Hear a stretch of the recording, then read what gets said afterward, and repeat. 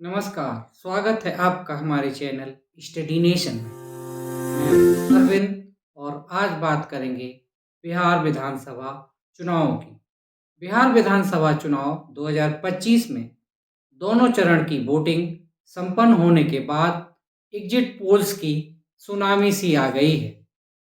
इस समय विभिन्न न्यूज़ चैनलों पर अधिकतर एग्जिट पोल्स चल रहे हैं और सभी वर्तमान सत्ताधारी गठबंधन एनडीए को बिहार विधानसभा चुनाव में छप्पर पार कर सीटें दे रहे हैं। यहाँ पर कुछ एग्जिट पोल्स आपकी स्क्रीन पर हैं। इनमें मेट्रोलॉजी एनडीए को 147 से 167 सीटें, वहीं महागठबंधन को 70 से 90 सीटें दे रहा है।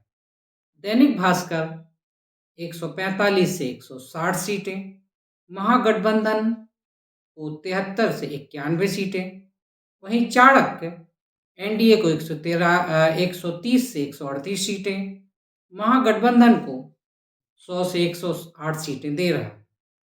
पोल डायरी ने एनडीए को 189 से 209 सीटें दी हैं, महागठबंधन को 32 से 49 सीटें।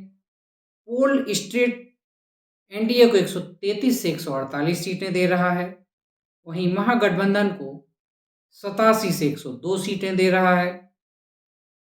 पी मार्क एनडीए को 142 से 146 सीटें, वहीं महागठबंधन को 80 से 90 सीटें दे रहा है।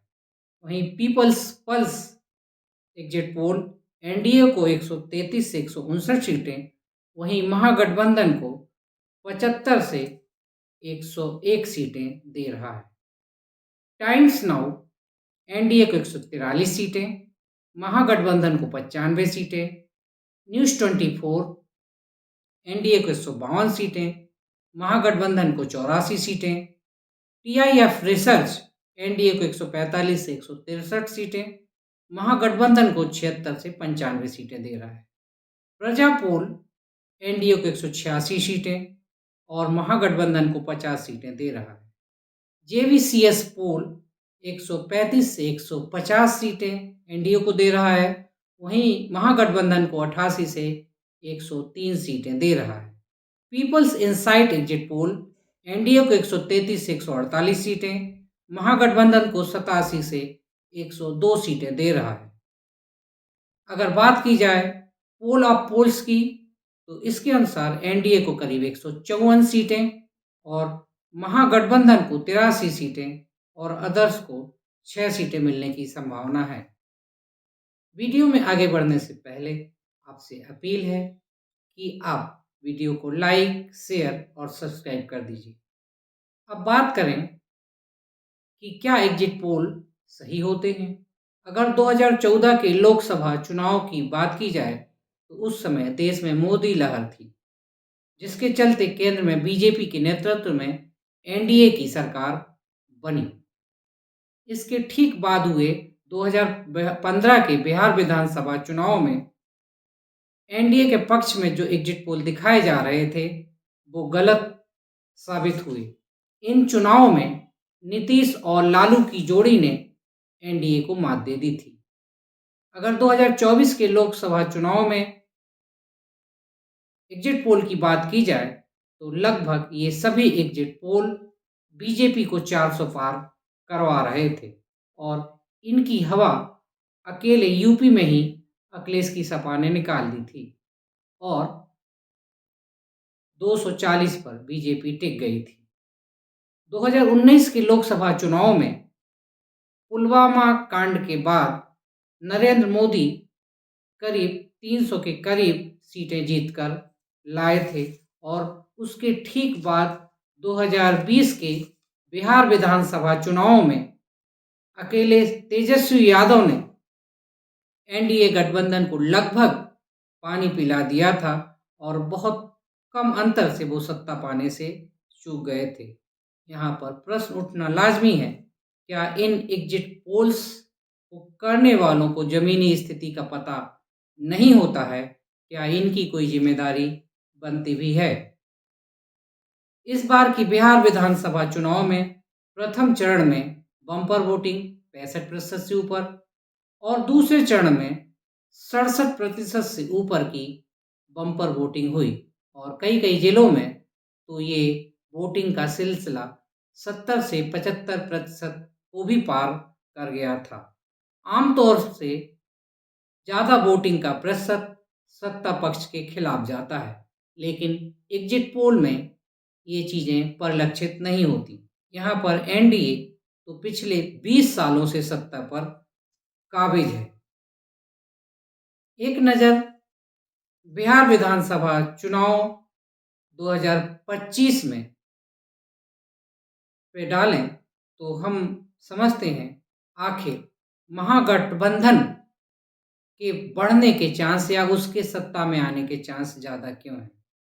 दरअसल महागठबंधन के साथ इस बार यादव प्लस मुस्लिम वोटर्स मजबूती के साथ खड़ा है और ये दोनों मिलकर करीब 100 विधानसभा सीटों पर लीड करते हैं। इस बार AIMIM का जो फैक्टर है सीमांचल में उसका भी कम असर दिख रहा है, क्योंकि पिछले बार इन पतंग छाप वालों ने करीब महागठबंधन को 20 से 25 सीटों पर डैमेज किया था। AIMIM ने 5 सीटें जीती थी और करीब 20 सीटें गठबंधन को हरवा दी थी, लेकिन इस बार मुस्लिम वोटर सजग है।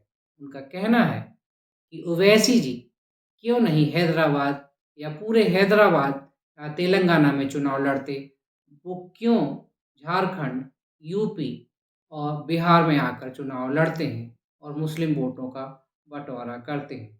साथ ही सीमांचल प्रदेश में आरजेडी भी जब मुस्लिम कैंडिडेट्स को टिकट देती थी तो हिंदू एकता के नाम पर यादव भी उनसे छिटक जाते थे। लेकिन इन क्षेत्रों में इस समय मुस्लिम और यादव वोटर्स भी एक मुक्त रूप से महागठबंधन के साथ नजर आते हैं। यही स्थिति बीएसपी के समर्थकों के साथ भी है। वे भी इस बार महागठबंधन के साथ दिखाई पड़ रहे हैं, क्योंकि बीएसपी की चीफ मायावती उस सक्रियता से चुनाव में भाग नहीं लेती जिससे वो सत्ता के करीब पहुंच सकें।